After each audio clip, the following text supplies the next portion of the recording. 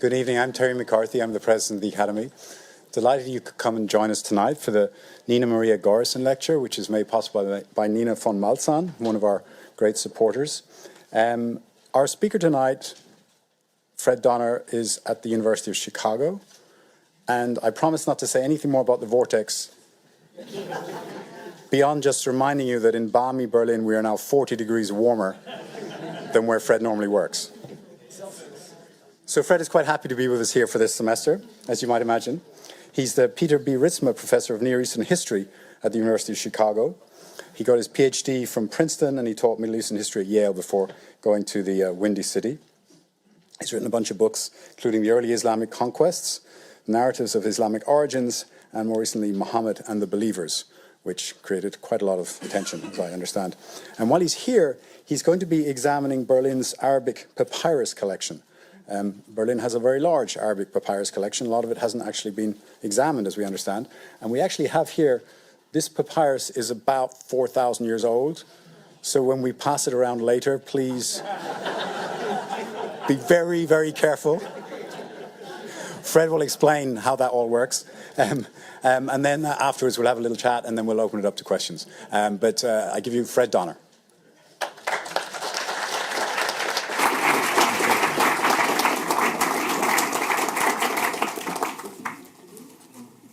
Thank you, Terry, very much for your kind words. I think you misspoke, though. I think it's 4,000 minutes old. But we'll hand it around later. And before I go further, before I really start, I'd like to thank Terry and the American Academy in Berlin for allowing me to be here this semester. It's really an honor and a pleasure to be here. A wonderful place.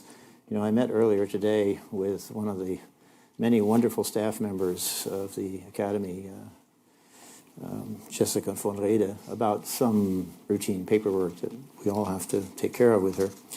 And at the end, characteristically, she asked, well, how are you getting settled in? Are you enjoying it here? Is everything okay for you? And I told her, well, yeah, I love it here. It's sort of like going to heaven without the inconvenience of having to die first. So it's just great here, really. So thank the Academy. I thank the Academy. I'm sure all my colleagues feel the same way who are here like me as fellows. And I thank all of you for coming tonight, and I hope you are avid and generous supporters of the Academy, because it certainly is a worthwhile organization. So my topic tonight is Islam's origins, myth, and material evidence. As most of you surely know, there has long been a standard or traditional view of how Islam began. In reference to this standard view, the great French historian Ernest Renan said in the 19th century that Islam was, quote, born in the full light of history, end quote. It's not really a quote because it would have been in French, but it's close. But since that time, it has become ever clearer that what I call the traditional Islamic origins narrative, which almost everyone accepted with considerable confidence, is far less secure than we once thought. First, however, I think I need to sketch very quickly the outlines of this traditional view of how Islam began for those of you who are not familiar with it. And I know there are many people in the audience, many of you are my colleagues from the Freie Universität or elsewhere, and are very familiar with it. So set your snooze alarm for about 8 or 9 minutes, and I'll get through this. So at the center of this traditional narrative is the person of Muhammad, who is recognized by Muslim tradition as the prophet who brought God's revelation to his followers. The traditional death date for Muhammad is given as 632 Common Era, so first third of the 7th century. So he was seen, or is seen, as the founder of a new religion, which we call Islam. And he was born and raised at first in the city of Mecca. Here's a photograph of Mecca, not from the time of the Prophet, I'm sorry to say, but around 1900 maybe, or late 19th, early 20th century. Now, the town of Mecca, small even in the late 19th century, of course very small in the 7th century, maybe a few thousand people. but nonetheless, it was a town that had a pagan or polytheistic population, that is, people worshiped many different gods. And it had an important shrine as the center, in the center of the town, which you can see here, the famous Kaaba, or basically it means a cube in Arabic, a black stone construction. It was a courtyard around it, but that's the Kaaba there. And this was the center of various pagan rites, which the Quraysh tribe, the tribe of Mecca, supervised and profited from by taking care of all the pilgrims who came to the town. So Mecca had this important cultic life, or so we are told, and it was also a town that was supported by commercial life because it was the center of a caravan trade in which the Meccan merchants organized caravans that went south to the Yemen and north to Syria and northeast to Iraq and so on, carrying various goods, some of them reputedly luxury goods, great distances, and this was part of the economic basis of the city. So, what am I doing here? Wrong button. Okay, there's another picture, I think a little bit more recent, but closer up, so you get to see the Kaaba shrine in the middle and various other buildings around it. Well, at about age 40, Muhammad was raised in this town in the pagan environment, but he was and he seems to have been a promising young man. But at about age 40, he was on a kind of retreat. He used to go off to get away from it all and sit quietly in the outskirts of the city and reflect on life or whatever. And at one point, he began to receive what he took to be revelations from God. That is, he felt like he was overcome with this sense of a presence, and he was seeing and especially hearing things and kind of in a trance-like state, we are told. And when he came out of it, he had a passage of text that was kind of burned into his memory, and he could recite it. And so he proceeded to go back, at first with great trepidation, and tell his family and friends about these experiences. Some of them then became followers in his new religious ideas that were part of this. So this is, in Muslim tradition, this is the revelation of God's word to the prophet. This is, and he had these episodes periodically during his life when he would get a new download of more material. And this material then was memorized by him, but it was also memorized by his followers. He would recite it to them, and they would gradually learn it. Some of them wrote it down in pieces of stuff that was written. And after he died, then all these recitations were collected by a kind of editorial committee, and all the written pieces were gathered together, and they produced a sort of complete single text, which is the text of the Quran, the sacred scripture of Muslims. So for Muslims, the Quran is literally God's word as revealed to the Prophet Muhammad. And in case you didn't realize it, of course, the Quran is in Arabic, so God speaks Arabic. So, you know, if you have any sense and want to be well cared for in the afterlife, you should definitely take Arabic. Well, what were the fundamental ideas he was preaching? We can deduce most of these from the Quran text itself. The central one, of course, is the idea of monotheism, a very strict understanding of monotheism, that there is only one God, the creator God, who creates the world, creates us, creates everything in the universe. And that because this God is all-powerful and all-creating, we owe him our gratitude in forms of prayer and so on. Obviously, the tradition, the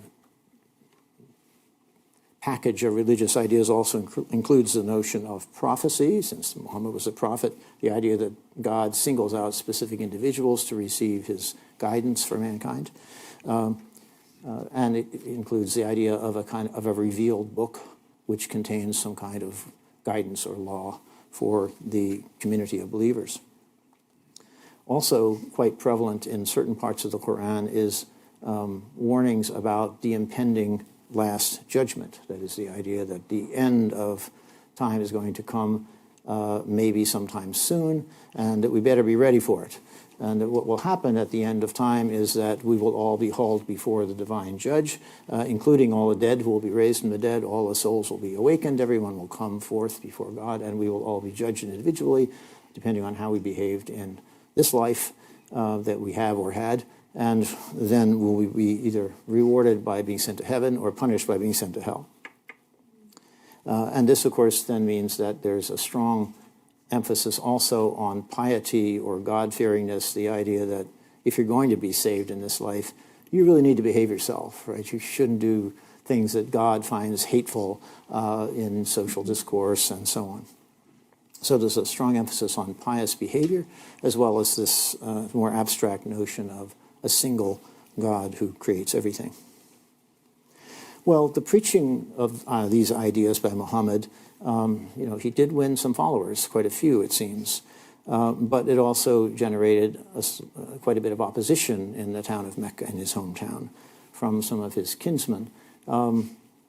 The simplest way to put it is because, well, maybe they felt their economic ties were somehow threatened, but mainly I think they were appalled at the idea that some of their ancestors, since this was a culture that engaged, it was a tribally organized culture, and they all identified themselves as descendants of some ancestor whom they revered.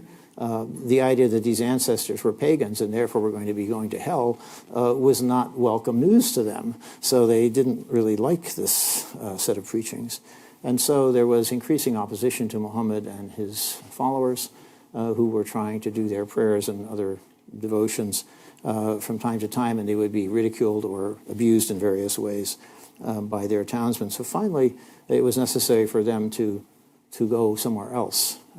Fortunately, just as things were coming to a head, a crisis point, a delegation of people came from the town of Yathrib, which is about 350 kilometers north of Mecca in Western Arabia, and invited Muhammad and his followers to come to Yathrib to be arbiters of their own city's kind of internal squabbles among different tribal groups.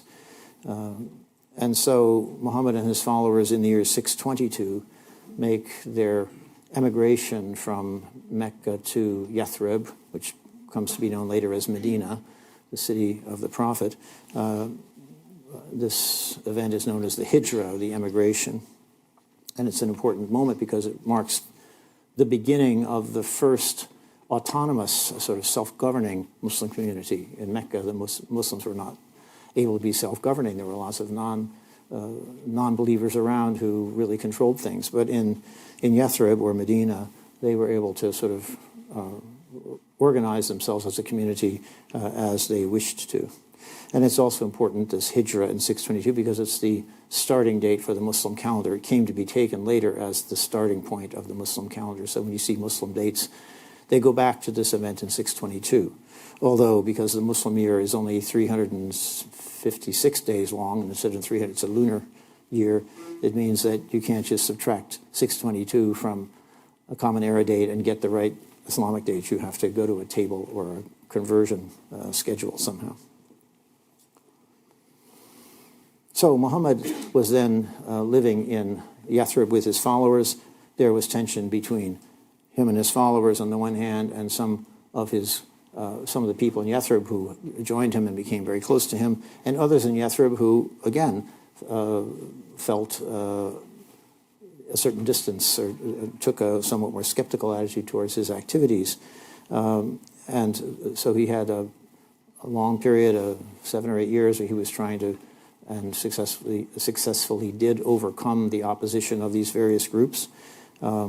Among them, the most famous or infamous episodes have to do with several large Jewish clans in the city of Yathrib. It had clans of people who were Jews, but also people who were not Jews. They were presumably pagans of some kind. They all converted to Islam, apparently, and accepted the idea of monotheism.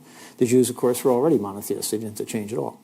But there developed, it seems, according to the traditional narrative, intense or tensions between Muhammad and his followers on the one hand and some of these Jewish clans, which resulted in some rather ugly episodes in which the Jews were driven out of the community, or in one case the Jewish clan was basically, all the men were executed and the women and children taken in as slaves. If these stories are true, and that's a question about this whole later narration of what happened, but come to that another time. In any case, as he was consolidating his position in Yathrib or Medina, He and his followers were also beginning to proselytize outside of the city of Yathrib and win following from among different tribal groups and small villages, mostly pastoral nomadic tribal groups in the vicinity. Ultimately, it was possible to confront the city of Mecca, where he had come from. The Meccans had attacked Yathrib a couple of times, actually. Finally, after several years, the Prophet was able to go back and take over Mecca in a more or less peaceable way. He just came in and occupied it, and the Meccans agreed that they would accept his new faith and admit him to the city. And so he and his followers came in, and they did pilgrimage at the site of the Kaaba, and they were now part of this growing state in Western Arabia with Medina at its center. The Prophet stayed in Medina. He went back to Medina. He didn't stay in his hometown. And so this begins a process of expansion of the Islamic State that was astonishingly rapid, starting after his death in 632. After his death, instead of the state falling apart, his followers organized themselves and began to press out to take ever larger areas, a process usually called something like the Islamic conquest or the Arab conquest. I don't like either term very much, but that's the term that's usually used for it. And in the process of this, we can see from the map, there's a very rapid expansion. This dark green is the area that was controlled more or less by the time of the Prophet's death. Within a couple of years, the rest of the Arabian Peninsula had been taken over by armies organized by his first successor, a man named Abu Bakr. And then shortly thereafter, within a few more years, a decade or two, this whole area, including Egypt, Syria, and Iraq, and much of Iran, was taken over. And they kept pushing to the horizons so that by, say, 740, they controlled all the way from Spain all the way to the Indus River Valley here. So it was a very rapid expansion. The first 30 or 40 years sort of inexplicably rapid, and historians, including myself, have puzzled over this for a very long time to understand how this could be, especially because the expansion started in a place, namely Medina and Western Arabia, that first of all had no tradition of statecraft, and second of all had no obvious resources to support an expansion. So how was this possible? And in the process, they overthrew one of the two great powers of the day, the Sasanian Empire, which had been situated on the Iranian plateau and in Iraq, in this area. They completely overthrew that, and they took away about half of the later Roman or Byzantine Empire, which was centered in Constantinople, but had controlled Syria and Egypt and large areas around the Mediterranean. They managed to take these territories away from these two empires somehow, without obvious means of doing so.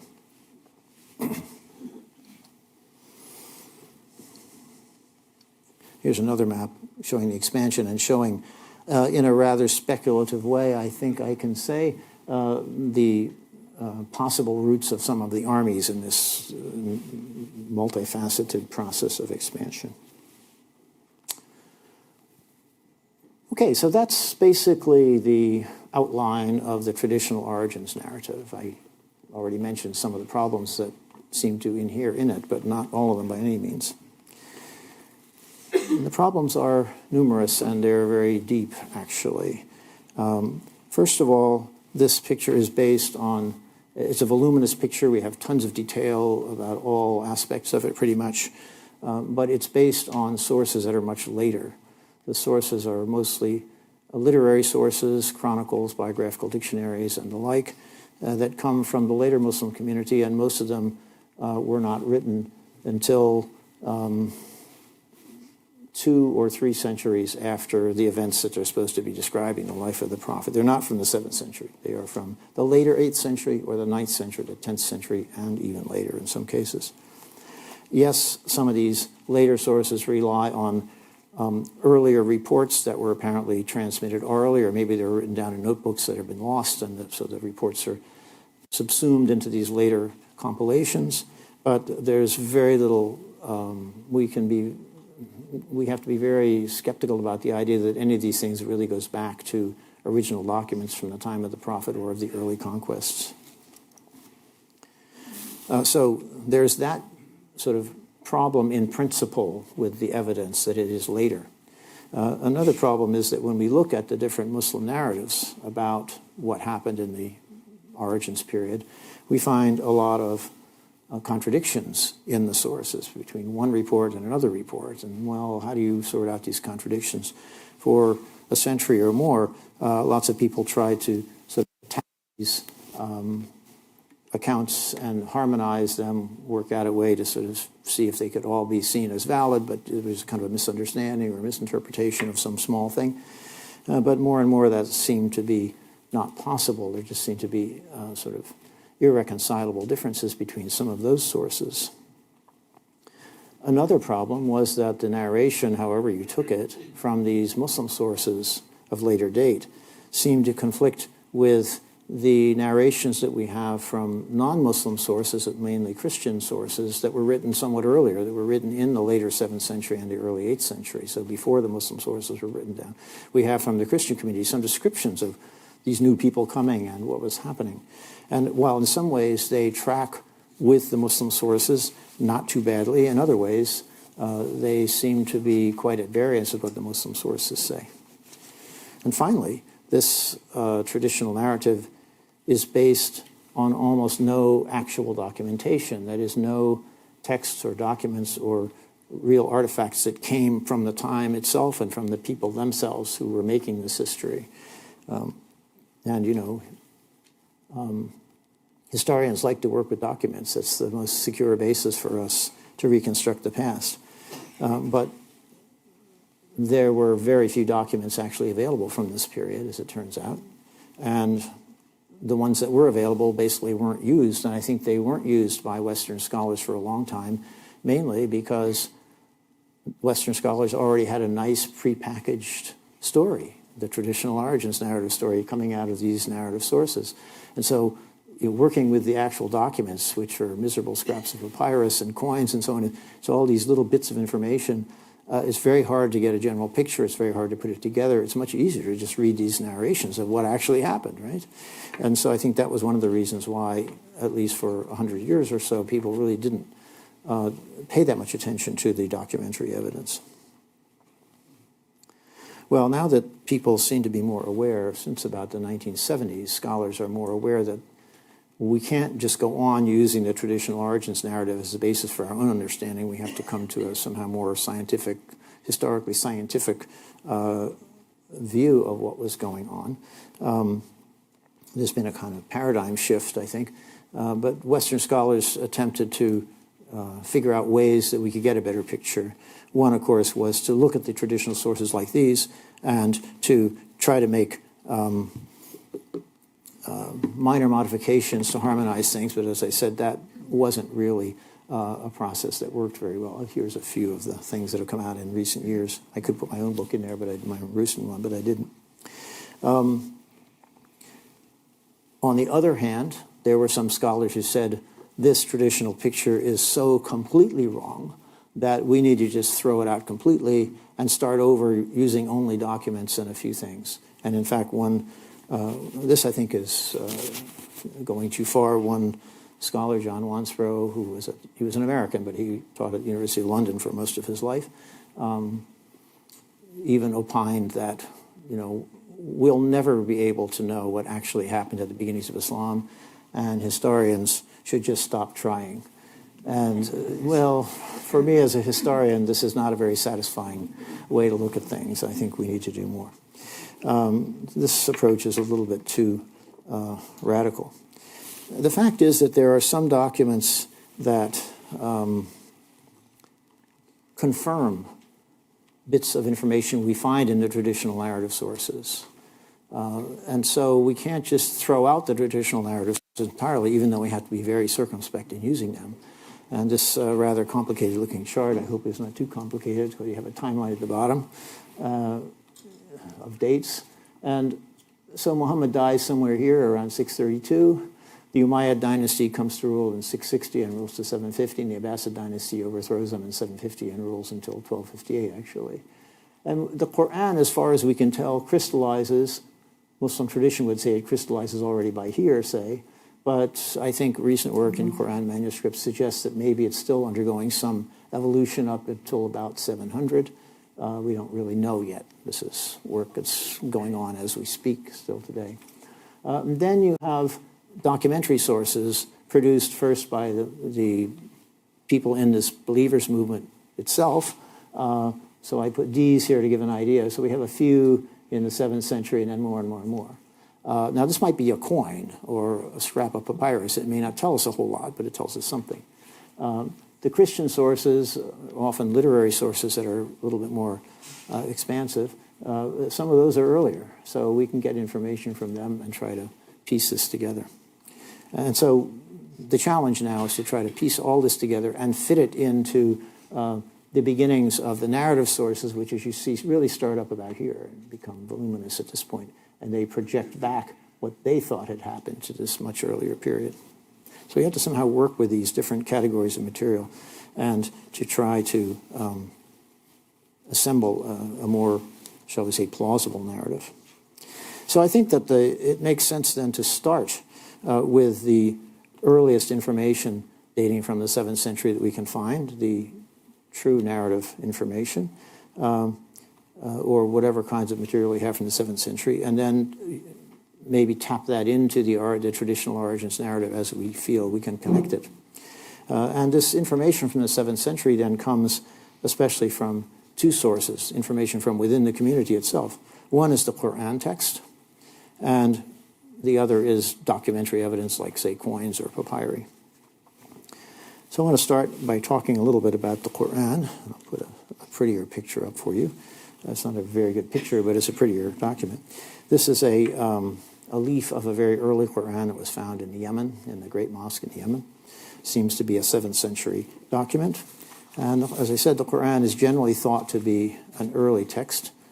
And so, well, maybe we can use it as a quasi-documentary source of information. We can, I suppose, but the problems with it are several. One in particular is that the Quran text doesn't say much about the events of Muhammad's day when it was supposedly revealed. It's God's word, after all, not Muhammad's word. It gives us many, what you might call, timeless moral lessons about how we're supposed to lead our lives, sometimes talking about previous communities of believers and previous prophets and what happened to them as moral lessons. So we should wise up and know how we should behave on the basis of these lessons. It's full of passages that we can take as moral exhortations, do this and don't do that, but that doesn't really tell you much about what was happening at the time. And then there are some passages, not a few actually, that give us what we might call legal material or guidelines for conduct, how to behave, how to act in our lives. So that's one problem with the Quran. It doesn't actually give us a lot of historical nitty-gritty as we would like to have it. Secondly, the Quran text itself is, I think, very poorly understood by Western scholars. What was this text?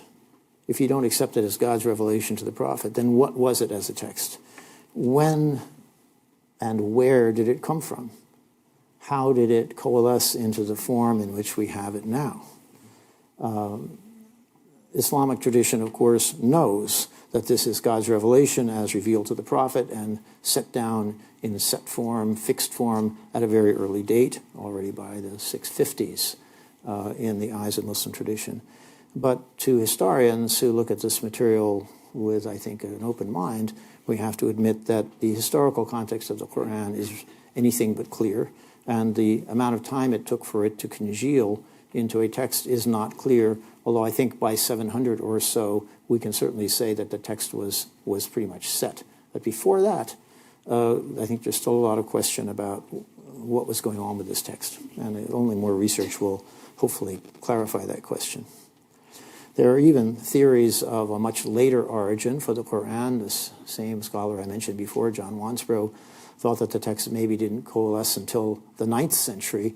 I think that's going much too far, and the evidence of the actual Quran manuscript suggests that it's earlier than that. He also proposed that the text didn't crystallize or coalesce in Arabia, in Medina, or anywhere else, but somewhere outside of Arabia, perhaps southern Iraq, where there were lots of Christian and Jewish communities that seem to be referred to in the Quran text. Well, as I said, I think the evidence shows that the Quran text is mostly early, although I think there are perhaps some later interpolations into it from the late 7th century. But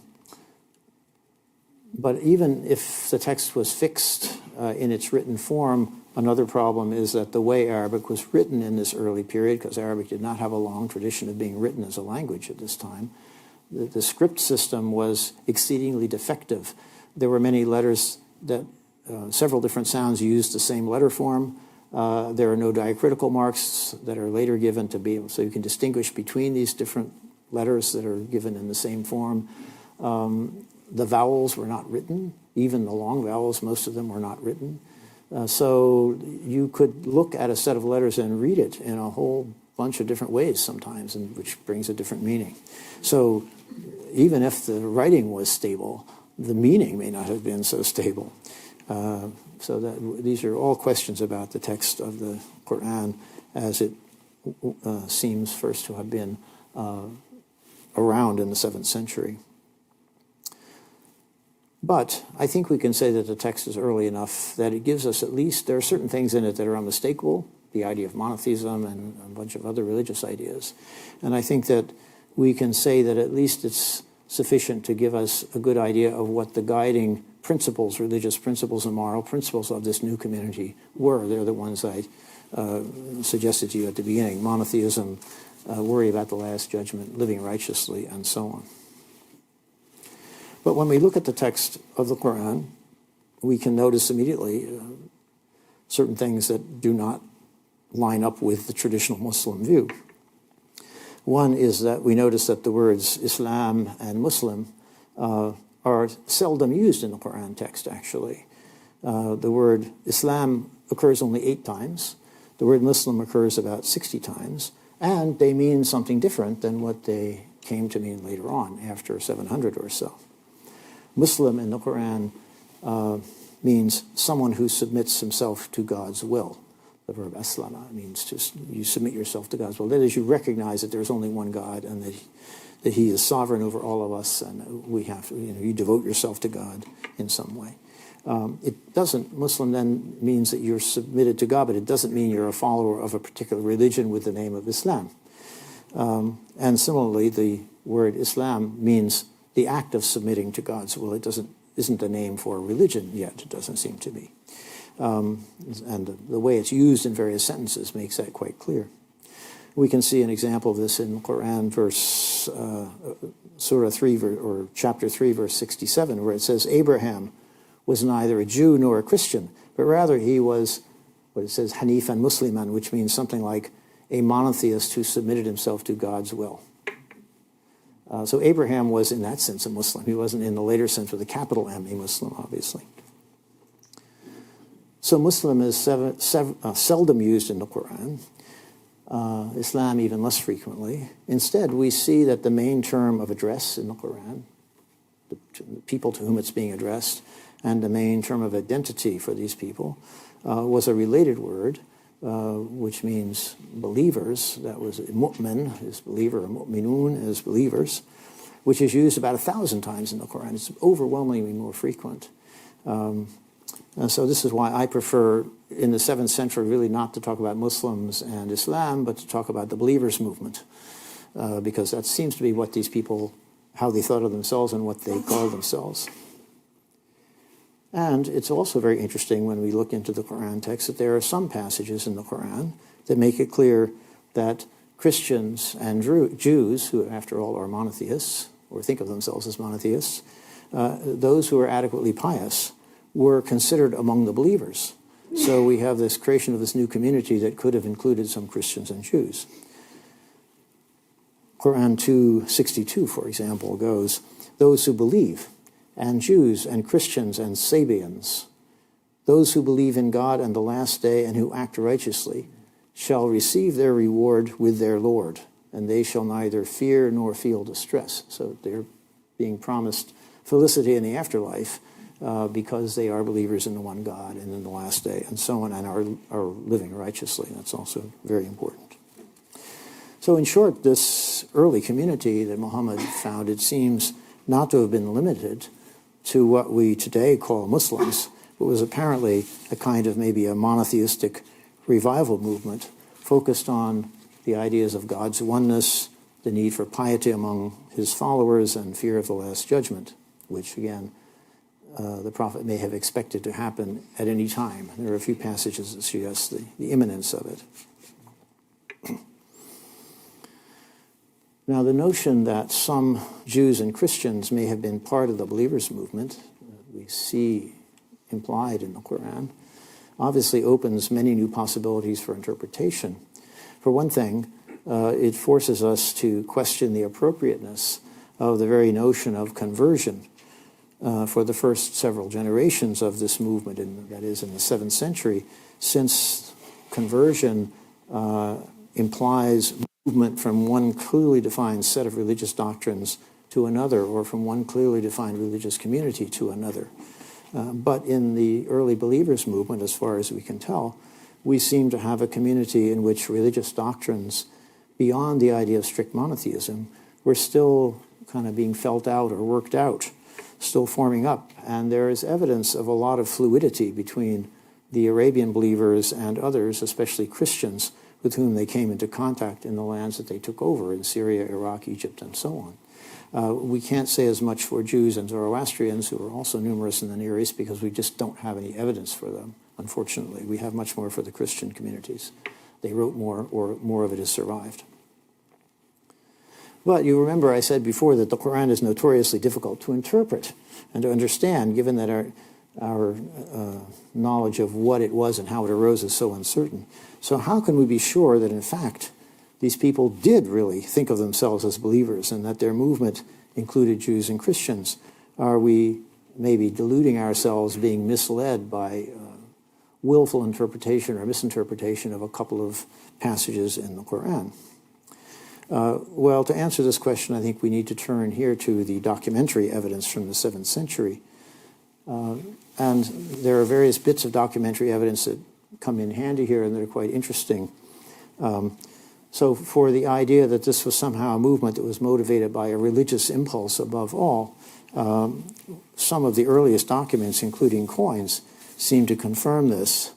This picture shows when the new community expanded into the Near East, into Sasanian and Byzantine territory, it took over a lot of things, including the mints of these governments that had been there before. It took over the mints and the mint workers and the dies for the coins.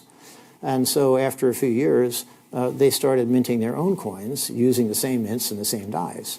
And so what you see here is a coin which is exactly like a Sasanian silver dram.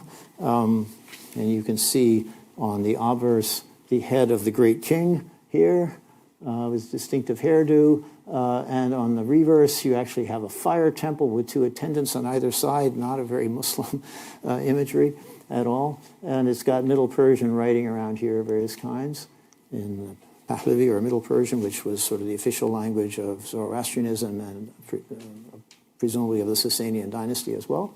And yet, you see here on the margin, there's a countermark, we might call it. They've taken the original die and they've added something.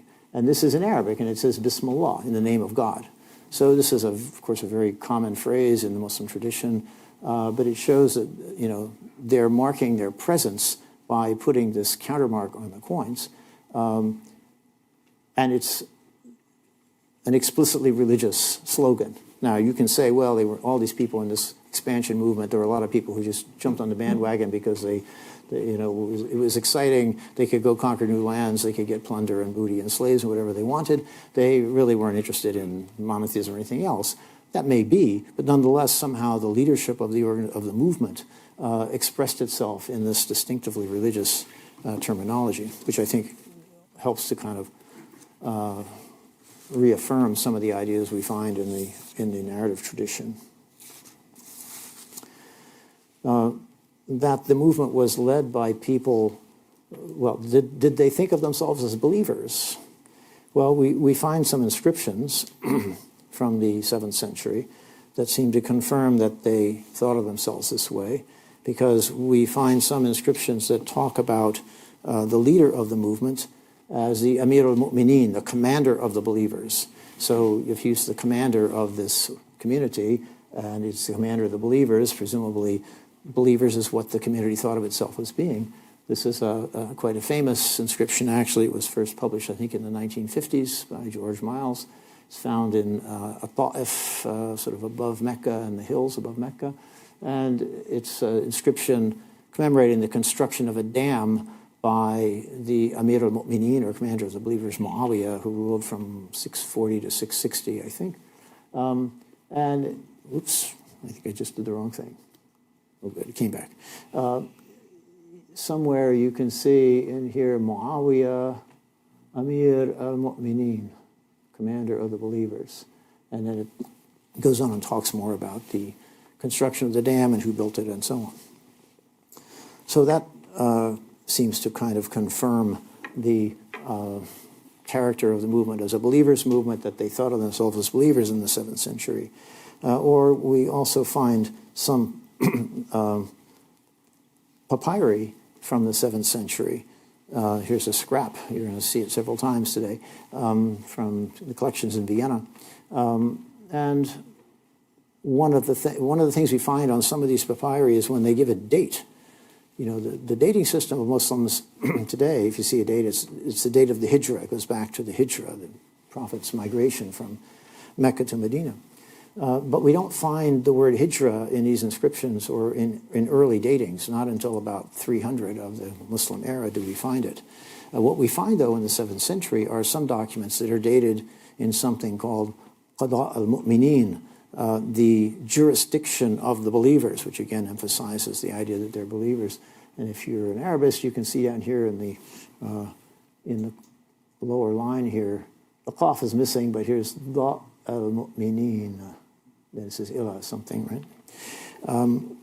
So we find a number of these documents with this dating form in the Qada al-Mu'mineen, referring to the jurisdiction of the believers, which means, well, their government was seen as the rule of the believers. Other evidence beyond the Quran for the idea that the movement was open, or shall we say non-confessional, included Jews and Christians as well as Quranic believers. There's a document, or what can we call it, the transcript of a document, which is found in the later narrative sources, but which every scholar who looks at this says this must be an actual transcript of something very, very old. It's usually called the Constitution of Medina, or the Ummah document, or the Sahifa, has various names. But one of the things it mentions is it lists a number of Jewish clans in Medina, Yathrib, who are part of this pact making up this, how this community is to be constructed. And it includes Jewish clans as part of the Ummah, as part of the community. It explicitly says that. So this seems quite clear that there were Jews who were considered in some way as part of this community. And from many 7th century literary texts in Syriac, so these are the Christian texts that are earlier than the Muslim literary sources, and they tell us sometimes about the beginnings of Islam. We know that many Christians served in the Umayyad court. They served in the Umayyad army. They served in the bureaucracy, sometimes even as what we would call the prime minister. John of Damascus is a famous one, served the Umayyad caliphs or emirs al-Mu'mineen in Damascus. But we have many, many references to this. Also in the Muslim sources we find, especially in poetry, we find references to Christians being part of what we usually think of as the Muslim armies in the 7th century. Even one passage, a very interesting one, where the Christian writer says these people came and they sent campaigns every year to the far horizons, and they conquered and they took lots of captives and brought back lots of booty. And among them there were many Christians, both from our sect and from the heretics, another Christian sect. So it seems like there was some kind of cooperation here between this new believers movement and many people in the Christian communities as well. Or another one, there was a bishop, an Armenian bishop in the 7th century named Sebeos. Someone using his name, scholars call this text Pseudo-Sebeos. Someone wrote a chronicle and attributed it to Sebeos in the 7th century. And it gives us one of the very first descriptions of the career of the Prophet in a very truncated, very brief, but it does talk about the Prophet and how he was a teacher and taught them, his followers, the laws and so on. One of the things it says a little farther on, after the Prophet has died, it talks about how they conquered Jerusalem. And it says they appointed as the first governor of Jerusalem a Jew. Now, this factoid, this bit of information is not confirmed in any of the Muslim sources or in any Christian source, other Christian source. One can ask, was this bishop, Christian communities in the 7th century were very strongly anti-Jewish. They engaged in a lot of anti-Jewish polemic. Maybe he didn't like these people, these new people, and he just wanted to discredit them, so he said they appointed a Jew as a way of just smearing them. But maybe they did appoint a Jew as the governor of Damascus, of Jerusalem. We don't know. We have no confirmation of this fact, but it's very suggestive in the light of all these other bits of evidence about some kind of symbiosis or cohabitation of the people we usually call Muslims, or believers from Arabia, and the Christian and maybe other communities of the Near East. So how long did this sort of open construction of the community last? The change to Islam as we know it occurs, I think, around the years 690, 700, or it starts at least then, under the Umayyad dynasty. It's basically a kind of shift in focus. The believers now are defined as those not just who believe in one God in the last day, but as those who believe in one God in the last day and who follow the Quran as their scripture and who accept Muhammad as the prophet who brought the scripture. And actually, to this day, that's still the simplest way to define a Muslim. As you know, Muslims fight each other all the time, as most people in most religions do, Shiis against Sunnis and so on. But one thing they all accept, or the two things they all accept, is that the Quran is their scripture and Muhammad is their prophet. About everything else they may differ, but on that they agree. And that seems to have been the focus of this new construction of what the community of believers was. And in addition to this new construction with this new emphasis on the Prophet and the Quran, they also engaged in a kind of rebranding or renaming of things. They started to fish out of the Quran various words and to change the meaning from what it had been in the Quran somewhat into something else and to use it in this new way. So they found this word Islam, submission to God's will, and they made it into Islam, into the name of a reified religion. And there are many other examples of this. So what they're basically doing is, you might say, Islamicizing Islam or Quranicizing Islam. They're connecting it to the Quran. They took a number of institutions and practices that had developed in the 7th century, found words in the Quran that could be applied to them, and then applied those words to them, and that became the new terminology. The easiest example to follow is the name of the head of state, the Amir al-Mu'mineen. That's a nice term. Everybody knows what it means. It's obvious, and it's grammatically and in every other way, but it's not found in the Quran. And so they found a word in the Quran, Khalifa, which means it's applied to a couple of prophets who were sent to sort of supervise their communities with God's guidance, and that was applied to the ruler of the community. So now we call them caliphs. This comes from the Arabic Khalifa. So instead of Amir al-Mu'mineen, they start calling the ruler the Khalifa, using a Quranic term instead of a term that didn't have the Quranic pedigree, you might say. So as I say, this is part of a broader relabeling or rebranding process that's going on, it seems, starting in the 8th century and afterwards. So what am I doing in Berlin? I'm going to study papyri, and we'll let Terry hand around these 4,000-minute-old sheets of papyrus for you, so you can have some papyrus. Yeah. What I want to do here are two things, actually. Some years ago, I found a bunch of... Oh, let me talk about this picture first. I forgot to go into it. So this is a photograph of the inside of the Dome of the Rock. I'm sure you all know the building. It's the Golden Dome building in Jerusalem that was built by the Amir al-Mu'mineen, or Caliph Abdul Malik, around 692, just as this change is beginning to happen. And inside it, it has these beautiful mosaics all around on the inside of the octagon. And included in the mosaics are is a long passage of writing. And this writing is generally considered to be, it's quotes from the Quran, various quotes from the Quran. Many of them are passages that are very critical of the concept of the Trinity, the Christian concept of the Trinity. So it's really drawing a line between the people we now call Muslims and the Christians who believed in the Trinity. It also talks about Islam, and it talks about Muhammad, the prophet of God, and so on. So it sort of emphasizes all of these things that I've just talked about, how Islam is the name of the new faith, Muhammad is the apostle, and so on, and this is part of the Quran. So what am I doing in Berlin? I want to basically have a double project. One part of the project is to edit fragments of papyrus from the 7th century that I found some years ago in Vienna, and trying to edit these up, however small and miserable the fragments may be. I want to edit them up and publish them so that scholars don't have to do the same thing and try and find them all again and then try and read them again. They can just look and see what they say and use this in their historical reconstructions, because I think that given the general dearth of documentary evidence for the 7th century, it behooves us as historians to get every bit we can into circulation. And so that's what I'm trying to do in that part of the project, to try and use this as a way of getting behind, if you will, the Islamic traditional origins narrative.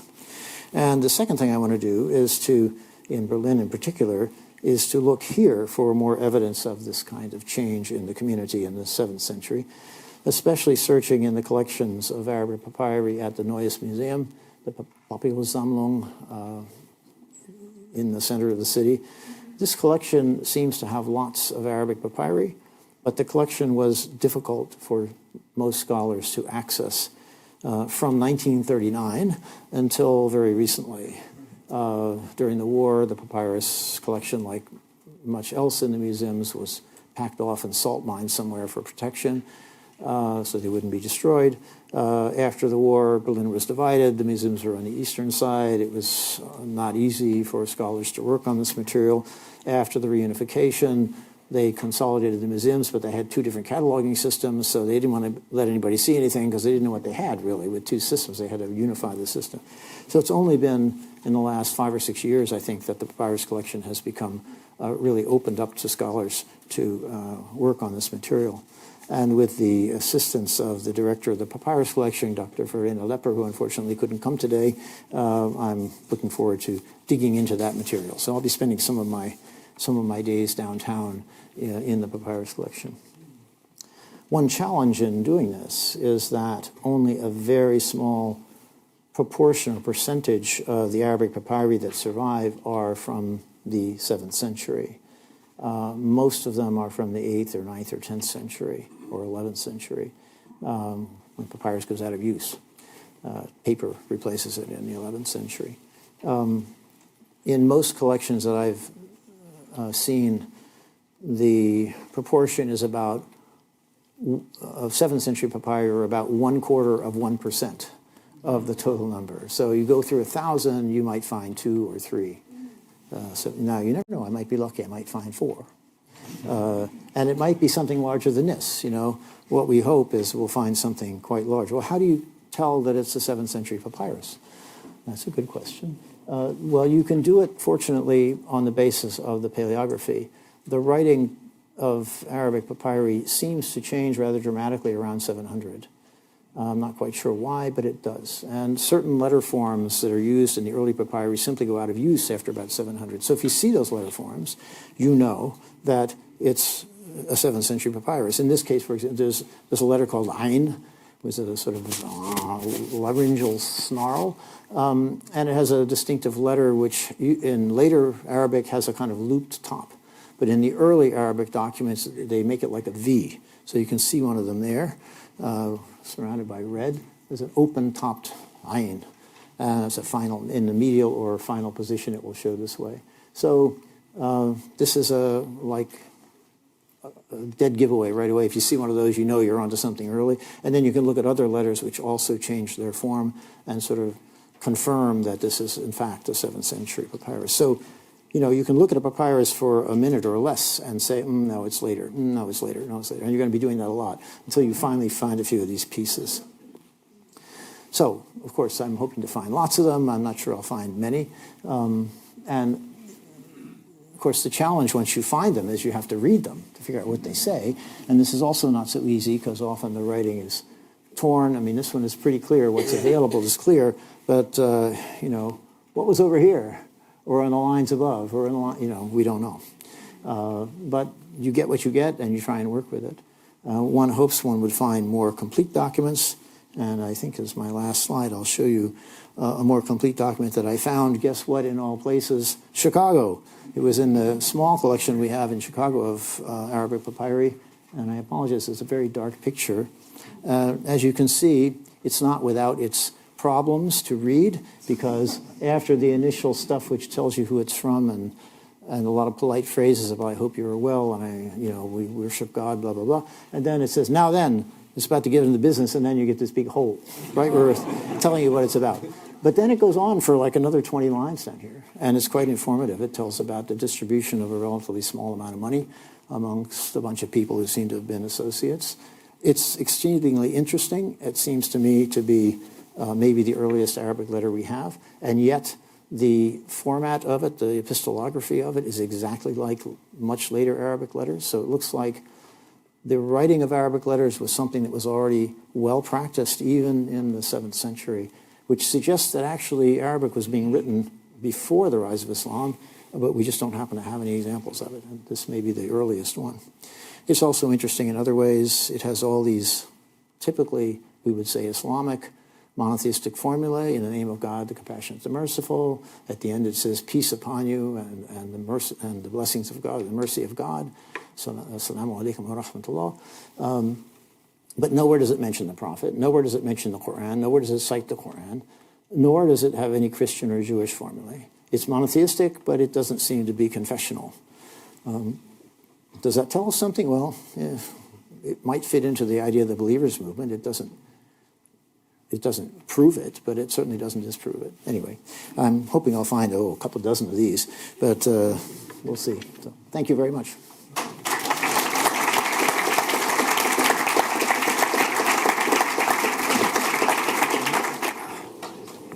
So, Fred, the actual process of your work, it sounds very much like a Sherlock Holmes with a PhD trying to piece together stuff. I mean, there's a quite exciting part to this, I imagine, because you don't know what you're going to find. No, that's exciting. I don't wear the same kind of hat.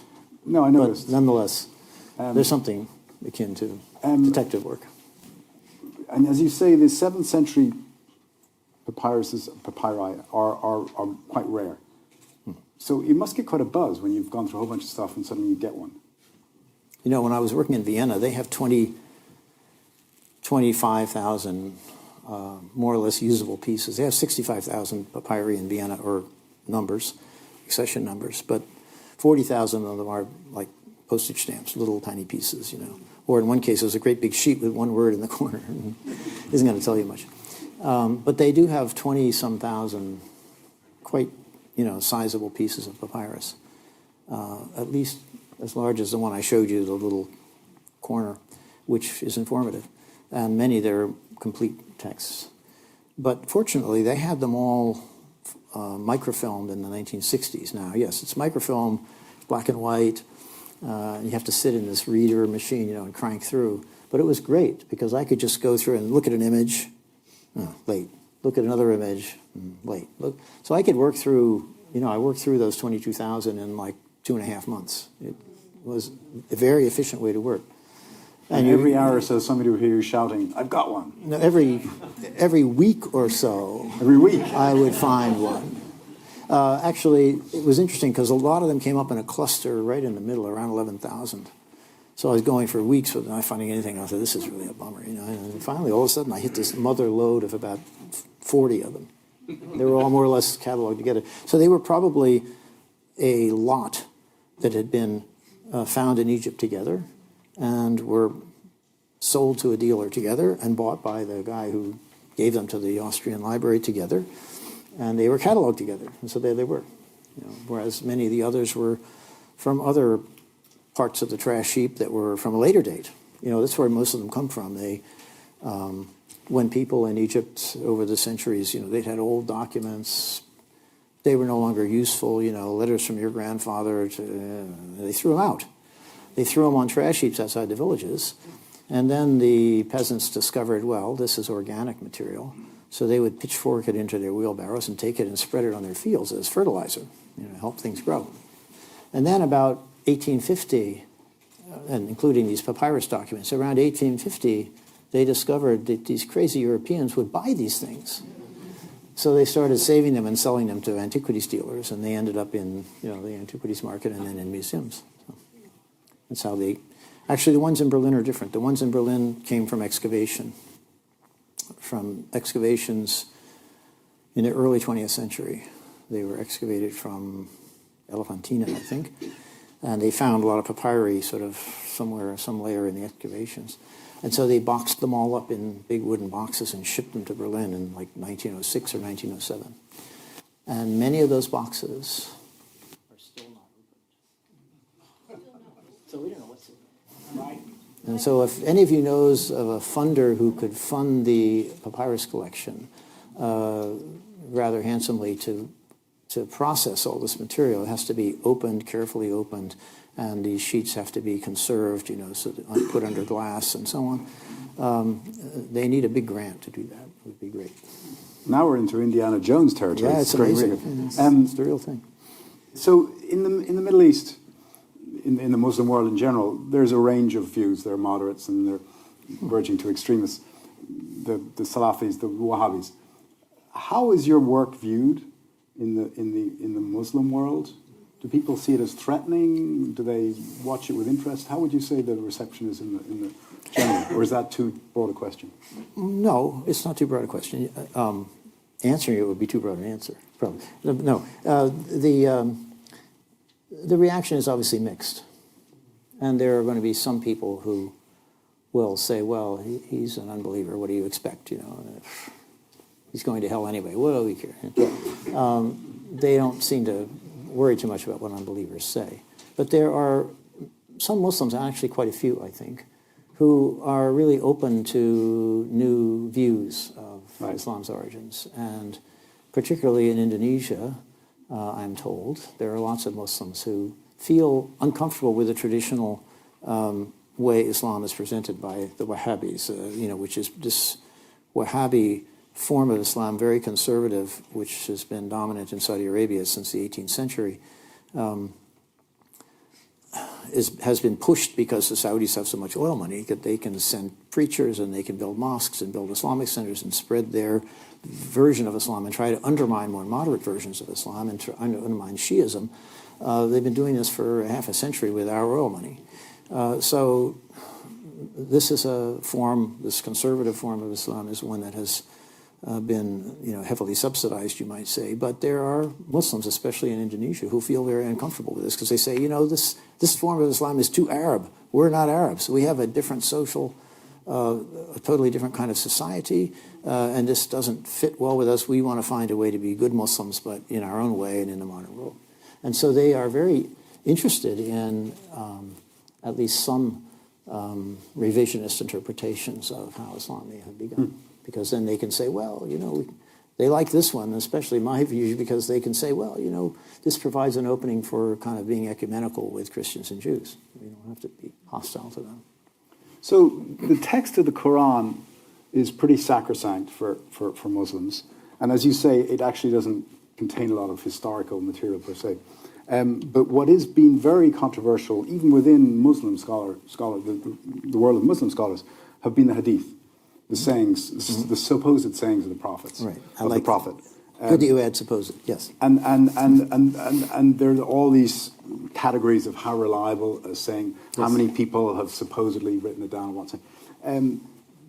Would your work have any impact on that whole debate, which is still ongoing within the Muslim world? Not really. I mean, I have basically avoided using hadith material. Yeah. My feeling is, there are undoubtedly some hadiths that are authentic, something the Prophet actually did say in this collection of material. But there's so much other stuff in there that we know he couldn't have said. And the problem is there's no way really to tell one from the other. There's no sort of foolproof method for discriminating or deciding what is an authentic prophetic hadith and what is just something that someone later on wanted to put in his mouth. And so as a historian, I feel like I can't really use any of this. So I haven't used it in my own work really for support as evidence for anything. I just don't think we can. I don't know whether there's going to be a way ever found to do that. The Muslims tried very hard. Muslim scholars already in the 9th century were keenly aware that there were lots of forged hadiths. There were people making up things that they said the Prophet had said, to sort of bolster their own particular political point of view or social opinion or whatever it might have been, theological position. But Muslim scholars were aware of that. And so they developed a method to try and screen this material out, the false material, and they did it on the basis of the chain of authorities that transmits it. I think what you were referring to. A hadith consists of a text, a short text usually, you should drink a certain kind of beer. Well, no, there weren't any about that. But you should do something in a certain way, and then it would say, someone told me, my teacher told me, on the authority of his teacher, on the authority of his teacher, who heard it from the Prophet. This was what you should do. Well, these chains of authority then were scrutinized by Muslim scholars. They said, well, it says it went from A to B to C, but B never studied with C. C died before B was born. So this is a weak hadith. It can't be true. So they did that kind of, that's due diligence of a form. And they constructed then a collection of hadiths, which is like 1% of the total number, which were considered the sound hadiths, the one that had strong chains of authority. But even in those collections of sound hadiths, there are many that we know must be fabricated, where the Prophet is seen as predicting things that happened 200 years after his death. I mean, yeah, he was a prophet, but I really don't think he foresaw the rise of the Abbasid dynasty. So we know that the method that the hadith scholars developed was not adequate to sort of screen out fraudulent hadiths, and nobody else has really come up with a better system. Modern scholars keep trying.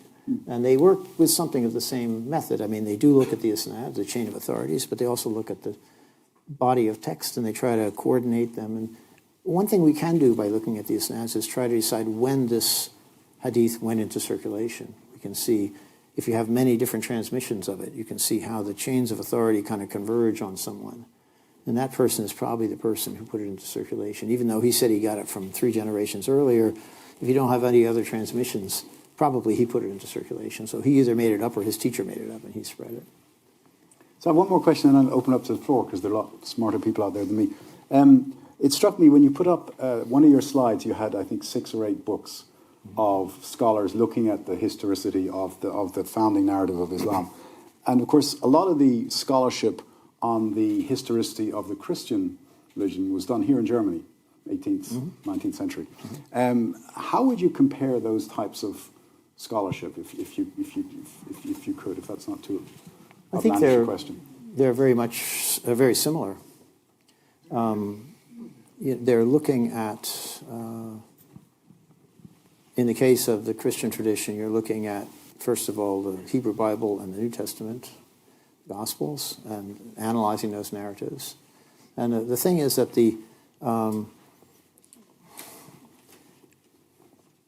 it's a little hard to describe it. The Quran and the Islamic narrative sources that crystallize in the 8th century, 9th century, and later, together are sort of the analog to the Hebrew Bible. Right. Or to the Gospels and the Acts of the Apostles, which is sort of the more historical books, right? I mean, the whole New Testament is really kind of a historical book. The thing about the Quran is it's not a historical book. It's not structured as a narrative, and it doesn't try to relate the history of the prophet. So that comes in the narrative sources, the Chronicle of Tabari and many other kinds of chronicles, and the biographical dictionaries. That material is all really the analog to many of the historical books of the Hebrew Bible and the gospel narratives. But there's a similar, in some ways, actually wondered about this. It usually is thought that the scholars of the Christian and Jewish tradition, of the Hebrew Bible and New Testament, were the ones that blazed the way in tradition criticism, source criticism, and all this, and that Muslim scholarship, Western scholars working on this, then picked up those tools and applied them. But actually, one of the first scholars in the Islamic tradition to work on the Islamic tradition in the West was a great Hungarian Jewish scholar, Ignaz Goldziher, who wrote some of his early works in the 1880s. Now, one of the first books of higher criticism in the West is Hermann Gunkel, I think, and he's like the 1890s. So maybe he got it from Goldziher rather than the other way around. You know, it's really interesting what the pedigree is. But there were so many more scholars working on the Christian tradition that there was a much more rapid development of the scholarship, the critical scholarship on the Christian and Jewish texts than there was on the Muslim texts. There just were infinitely more people working on it. So you had a much more debate and dialogue and so on. And so it developed more quickly and more precisely. Muslim materials were not worked on except by a few people, so the progress was very slow until about the 1970s when kind of the roof was blown off by a couple of revolutionary sort of epic-making books that really got everybody doing this now. So it's become a kind of a growth industry since then. But we're late to catch up. You know. So we have a microphone. Johan has a microphone. If you'd like to ask a question, put up your hand. Please ask a question. No lectures. There's a gentleman back there, I think. Ivo Reginkan, not a historian, but perhaps if you allow an interdisciplinary question. Given the lack of evidence, I'm, as a lawyer, inclined to rather think of the 3 question marks. And starting with the 3 question marks, I would always address the issue of interdisciplinary approach. Is there any collaboration, let's say, with volcanists around the globe that could potentially derive some information, some at least not as evidence, but at least as a theory that perhaps climatic change might have forced by a sentient population to defect from their religion, opening the gates of Damascus to the new movement of independence or whatsoever, or is this simply myth? Thank you. I'm somewhat hard of hearing. It doesn't affect me when I speak, but when you talk, I have a hard time hearing it. So I have a hard time understanding the question. Could you want to repeat it? Maybe more briefly and louder so I can get it? Any interdisciplinary approach on the lack of evidence that perhaps volcanists around the globe could link mega-volcanic explosions in Nicaragua at the time, leading to potential climate change in the region, leading potentially, or connecting potential mistrust of the population of the Byzantine Empire, of the Sassanid Empire with their own empire, perhaps leading to dismembration that eventually led to this independence movement that took up a new religion as a merely influential impetus of saying, okay, we follow the new religion in order to become independent from the former religion that we used to be inclined to. Volcanoes cause it all. Well, yeah, we do have lots of volcanic, what can you call them, remains throughout the Near East, in Arabia, in the Hijaz, where Islam is thought to have begun, and in Jordan and places like that. Basalt desert and so on. But these volcanoes, I think, are from like 20,000 BC. They're much before the rise of Islam, and I don't know of any evidence of volcanic eruptions in this part of the world in the first millennium of the Common Era. I don't think in the Byzantine or Muslim. So we don't find any evidence that I know of. Yes? I mentioned Nicaragua. There's one in Nicaragua that may have... Oh, Nicaragua, maybe, yes. But not in the Arabian area. Now... Let's get another question.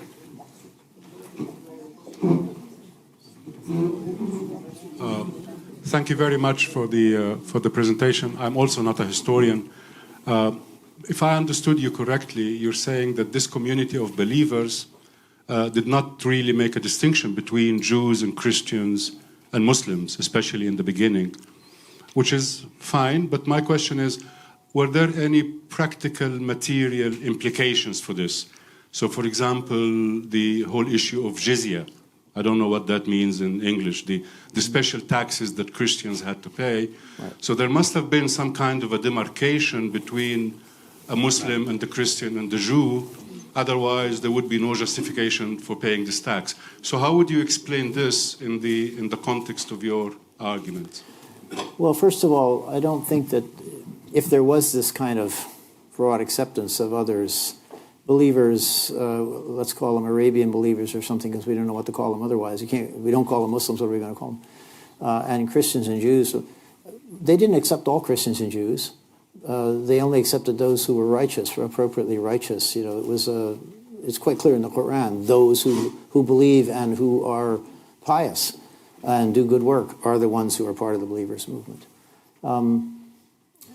As for the word jizya, which is often taken to be the name for the head tax, in Islamic law of the 9th century and later, it becomes the term for the head tax applied to non-Muslim communities, Christians and Jews and Zoroastrians who are under Muslim rule.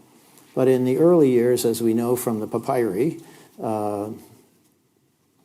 jizya seems to mean other things. It seems to mean like tribute.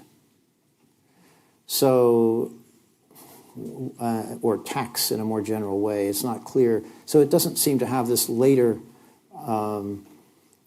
meaning of specifically a tax on non-Muslims, as we would say, using the later terminology with Muslims separate from Jews and Christians. You know, that's why it's really hard to talk about it without, we have to escape these categories. And it's very hard to sort of cleanse our mind of these categories, which we have had hammered into us forever, you know. But it's, you know, the term jizya also is one that, where the meaning is fluid somehow in the early period. We find, for example, in the classical Islamic law of the later period, we find the jizya is the term for the poll tax, the head tax on non-Muslims, Christians and Jews in particular. And another word, kharaj, is the term for the land tax. But we find papyri that talk about the jizya of a community on their lands. It's not a head tax, it's a tax on land. And so these terms seem to have had kind of varying usages over time, and we have to be sure we're using them in a way that's appropriate for the time we're talking about. In the 7th century, I think they were still very fluid in meaning, probably. Also, both those terms are found in the Talmud, which is the Jewish scriptures compiled in the 6th century for the most part in Mesopotamia. Usually there's also a Jerusalem Talmud, but and in Aramaic, it uses the term kharaj and gazit as terms for taxes. So the Arabic in the Quran using jizya, and in later Islamic law using kharaj, seems to be kind of continuing these notions of taxation that come from before the Islamic period. This gentleman here. Let's go there and then we'll come over here. Thank you, sir. Thank you so much, Fred, for an amazing talk. It was inspiring to just see the kind of work that you're doing, and I'm so glad that you're doing it because I'm not sure how many people are. So my question actually relates really closely to the one that was asked about this process of assimilation or the process of disassimilation, the process of this drawing of lines, as you said, between who constitutes a Muslim and who doesn't. And I appreciated what you said, but I'm just wondering if you could talk a little about the broader socio-political context that led, or what was the impetus to then draw this line between a Muslim being someone who just believed in a single God and therefore include certain behaviorally appropriate, pious Christians and Jews, versus to then drawing this much narrower boundary of a person who believed in one God, and that God being Muhammad and the text being the Quran. So I'm just wondering what the impetus at that point in time, the kind of, general impulses of what led to the drawing of this line. So it's almost a question prior to the previous one, which was talking about the implications, but I'm more interested in when and what, we know when, thanks to you, but why was that line drawn? Okay. Well, I think, I can't say that I know, but it seems to me that this is a distinction that starts to arise around 700, 690s and 700. At the time of the Caliph or Amir al-Mu'mineen Abdul Malik. And I think it's kind of the consequence of empire. By this time, this ruling, we have a movement that starts in Arabia. All of the people in leadership are people from these tribes of Mecca and closely affiliated tribes, the Quraysh tribe. And then they have a whole lot of other tribes and tribesmen who are kind of subordinate to them. But they all speak Arabic, and they go out and they, shall we say, conquer the world or subdue it anyway, bring it under their control, and are collecting taxes and so on. There's a civil war, and a lot of fighting. And finally, Abd al-Malik is able to win out and defeats his rivals. But I think he realized there are two things. First, they realized after 60 years or so of ruling a lot of people who weren't from Arabia, who didn't speak Arabic, that these people are different from us. And they also realized that Christians stubbornly adhered to this notion of the Trinity. And they said, how can three be one? You know, there's one God. There aren't three gods. You know, there's these very interesting passages in the Quran where it says, you know, to the Christians, it says, don't say three.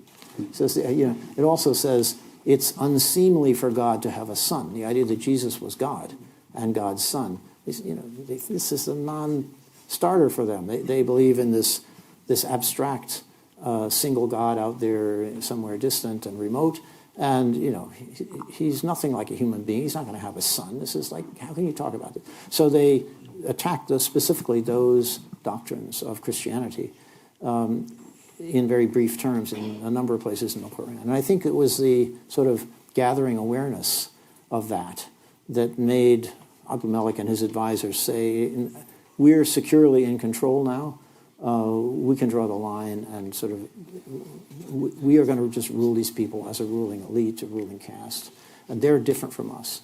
It may also have come from the Christians and Jews themselves, who may have accepted the believers when they arrived from Arabia as new rulers because they'd had new rulers arriving periodically anyway from elsewhere.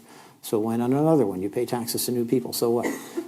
But at some point they realized, well, no, these people are different and they have a different religious take on things. And the awareness of difference may have come from both sides. That's not really an answer, but it's my stab at it.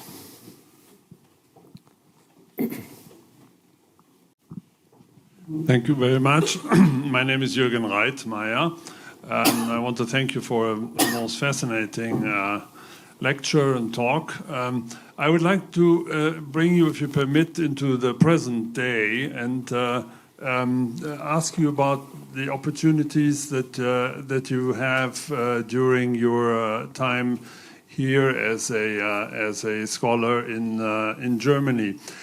You're a historian and I might say a scholar of Islamic studies, if that may be correct. You could say that. Sort of. Well, I want to work out a distinction there. In that, with Islamic studies, there you would probably have, or in the field of history that you represent, you have some or numerous peers in Germany. With which you quite naturally interact. But you may also be aware, I'm sure you are aware, that the German state governments who are in charge of education in their individual states are building up and funding a body of scholars of Islamic religion, theologians of Islam. Whose intent and purpose would be to teach students of Islamic religion to become imams or themselves teachers. Have you interacted with this probably much smaller group of people? Have you found them to be receptive to your ideas? Are they especially valuable interlocutors and fruitful in your discussions? I would perhaps ask you to draw this distinction between Islamic studies and Islamic theology as academic subjects. Thank you. You're welcome. Thank you. That's a very interesting question. I haven't had a lot of contact with the what you might call the seminarian training cadres. Although 10 years ago, 11 now, I came to a lecture here in Berlin that was given by the former Grand Mufti of Yugoslavia, Mustafa Ceric, who, as it turns out, was formerly a student of ours at Chicago, so I knew him quite well. And when I learned about this lecture, I notified somebody who was in New York, and they said, oh, you must come to the lecture then. So I came. And he stood up to give his talk, which was a very nice talk, a very sort of ecumenical, open-minded talk. He's a wonderful man. And he graciously recognized me. He said he was so honored to give a lecture in front of his former professor, and I had to stand up, and everybody. So after the lecture was over, a woman came to me, introduced herself, who said she worked for the German Interior Ministry on the German government's relationship with Muslims. The interesting thing was that her name, she was a Muslim herself. Her father was German, her mother had been Turkish, and her name was Leila Donner. With another name, her husband's name after, but it was like, wow. Somebody with my name was a Muslim. But no, I haven't had a lot of contact with people in that line of work, sort of trying to train responsible imams to care for their own Muslim communities, which is a way of thwarting Saudi Wahhabi indoctrination with these very conservatively trained imams who were sent from Saudi Arabia and fill people with a much less open-minded form of Islam, I would say. It is, though, that's a question for Muslims to decide, not for people like me. I'm not a Muslim, so.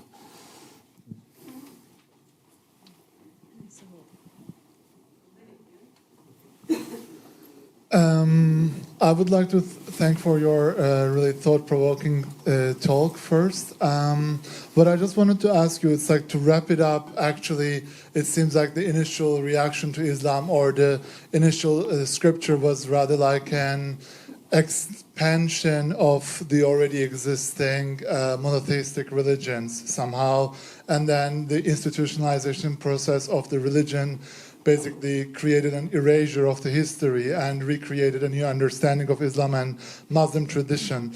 But what I wanted to ask you is, I don't know whether you would be able to comment on this topic, but I already somehow thought about the golden age of Islamic philosophy and also the 13th century and Sufism, where you have a new understanding of Islam, which does not really concentrate on the demarcation between these three religions, but rather the similarities and the intersections. So would you be able to comment on that? Do you think that this erasure happened once and then that created a fixated understanding of institutionalized Islam without any new strand of Islamic philosophy emerging with a new interpretation? Because I feel like Sufism has a potential that kind of breaks through this institutionalized understanding. Mm-hmm. Well, I'm not sure I followed everything, and there was a lot in your in the various aspects of what you mentioned. I think about Sufism and Islamic law. And you think about religion and how people respond to religion. And it seems to me there's two ways that people do it. And Sufism on the one hand and Islamic law on the other represent, sort of manifest as two ways in the Islamic community. One way is a very kind of spiritualistic way. It's touchy-feely or something. It's very internal and personal to you, has to do with your feelings and a sense of connection with the deity and all of that. And legalistic details are not so important. And another way is to stress the legalistic details. And that's what the Sharia is much more about that. It's focusing on exactly what you have to do to attain salvation. How you should walk, how you should brush your teeth, how you should pray, how you should do all of these things. If you make a contract, you should do it this way because this is the just and the right way, and this is what will help you be a good person and attain felicity in the afterlife. So it's very legalistic and focused. So these represent two completely different takes on religion generally. I think you find this in every religion, this divergence between these two forms. And who's to say which one is right? Ghazali showed that they were mutually compatible. It was his great contribution, was to show that Sufism, that mysticism was not something that was a violation of the law, literally. So that it was legal from the point of the jurist to be a Sufi, although the Wahhabis don't accept it. That's a very strict formulation of Islamic jurisprudence that does not accept Sufism as an acceptable form of Islam. Let's take one more and then we'll adjourn next door. So where would you draw, please, the line between the historic Muhammad and the mythic Muhammad, as difficult as it may be? Evidently, there's a mythological aspect, Muhammad traveling through the skies and into the sky. and there's a historic aspect clearly, but some people go as far as to say the religion of Islam, you mentioned it, didn't arise in the area of Mecca and Medina, rather in the area of Jerusalem. Right. So where would you draw the line? South Arabia. And Or South Arabia. And again, how would you portray the political interests that led to the way the figure of Muhammad was construed over the decades, if not to say over the centuries? You know, there are people who argue that Muhammad never existed, like there used to be people who argued that Jesus never existed, because, you know, we don't have actual documentary evidence for it. We only have the evidence from within the religious tradition.